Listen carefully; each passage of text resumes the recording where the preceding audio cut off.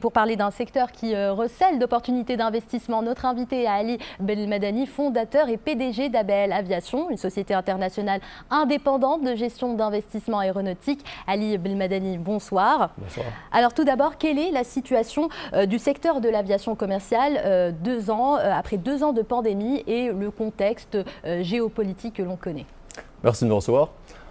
Faut se rappeler comme quoi il y a eu pas mal de crises dans l'aviation, on n'est pas la première. On a eu l'une des premières, c'était pendant la guerre du Golfe, qui a eu un grand impact sur le Moyen-Orient. La deuxième, c'était après 9/11, le 11 septembre, qui a eu un grand effet sur le système américain au niveau de l'aviation. Puis, si on veut, le SARS en Asie. Le Covid a fait que toute la flotte mondiale était au sol. C'est la première fois qu'on a ça qui arrive, ça n'est jamais arrivé avant. Donc il fallait trouver des solutions. C'était compliqué quand ça a commencé, donc les avions se sont arrêtés en mars et il a fallu livrer des avions même si c'était fermé.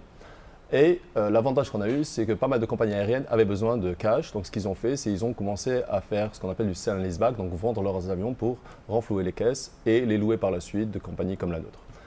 Ça a permis des opportunités, ça a permis de renforcer le leasing donc, auprès des compagnies aériennes. Et il faut se rappeler que la flotte mondiale aujourd'hui est à près de 25 000 avions. Dans les 20 prochaines années, ça va doubler. Mais en même temps, la moitié de la flotte mondiale est louée. Ce que les gens ne savent pas, c'est que la moitié de la flotte mondiale, quand vous montez dans un avion commercial, 50% de cette flotte est louée par des compagnies comme la mienne, où on loue des avions à des compagnies commerciales. Donc, est-ce qu'on peut dire que vous avez justement transformé cette crise en opportunité? On a eu la chance de cette crise, c'est que c'était une opportunité pour nous pour aller dans des compagnies qui étaient des compagnies qu'on appelle des tier 1, donc des compagnies assez élevées au niveau du crédit, qui avaient besoin de cash, qui d'habitude n'ont pas besoin de cash. Et donc ce qui fait, on a approché ces compagnies-là et on leur a proposé l'option de racheter une partie de leur flotte et de le relouer sur des années de 7 ans, 12 ans, 15 ans, ce qui était la première fois et ce qui nous a permis une très belle opportunité pendant la période du Covid. Qui explique justement votre belle performance en 2021. À chaque fois que vous en avez l'occasion, vous parlez d'encourager la jeunesse marocaine à se lancer dans l'entrepreneuriat. Comment pousser justement ces jeunes à franchir le pas?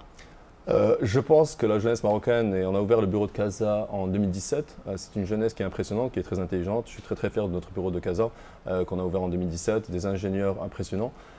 Je pousse toujours à l'entrepreneuriat parce que grandissant dans un pays qui est plus francophone qu'anglo-saxon, on ne pousse pas l'entrepreneuriat.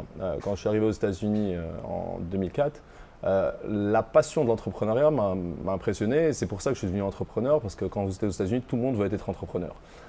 Par la suite, quand vous êtes en Irlande, en Angleterre, etc., tout le monde veut être entrepreneur. Quand on est dans des pays francophones, les gens ont peur de l'entrepreneuriat, ce qui est dommage, parce que l'entrepreneuriat, on contrôle sa destinée. Je pense que les jeunes marocains peuvent être des entrepreneurs impressionnants, parce qu'on a des talents. Moi, je vois dans le bureau à Casablanca, c'est impressionnant les talents qu'on a au Maroc, et peuvent être entrepreneurs. L'entrepreneuriat, aussi, il faut se rappeler, ce n'est pas que de l'entrepreneuriat commercial. Ça peut être de l'entrepreneuriat dans l'art. On a créé ABL Aviation Opéra à Dublin, qui est de l'entrepreneuriat pour des artistes qui deviennent des chanteurs d'opéra, etc. Donc il ne faut pas penser à l'entrepreneuriat juste pour faire de l'argent, parce que l'argent vient par la suite. Il faut penser plus à l'entrepreneuriat comme une passion. Il faut trouver quelque chose qu'on aime faire tous les jours. Et par la suite, on ne pense même plus que c'est un boulot, on pense qu'on va faire quelque chose qu'on aime et il faut une discipline avec. Et justement, en parlant de passion, vous incarnez à la fois une success story marocaine et un peu le rêve américain qui se concrétise. Ou marocain. Ou marocain, absolument. Vous êtes installé très jeune aux États-Unis après votre bac et vous avez créé donc votre entreprise à 22 ans, à l'âge de 22 ans. Qu'est-ce qui vous a séduit au départ dans ce secteur et est-ce qu'on vous a soutenu dès le départ? J'ai eu la chance d'avoir des mentors qui étaient impressionnants aux États-Unis, qui m'ont supporté, qui m'ont fait confiance, qui ont investi énormément à mes côtés, qui ont cru en moi depuis le début. J'étais très jeune et j'ai eu la chance, pendant tout mon parcours, d'avoir à chaque fois des gens aux États-Unis qui ont cru en moi et même au Moyen-Orient et qui ont investi énormément. Et je pense qu'on est toujours amis après une vingtaine d'années, parce qu'on a été solide, on a fait ce qu'on allait faire, on a fait ce qu'on a dit qu'on allait faire.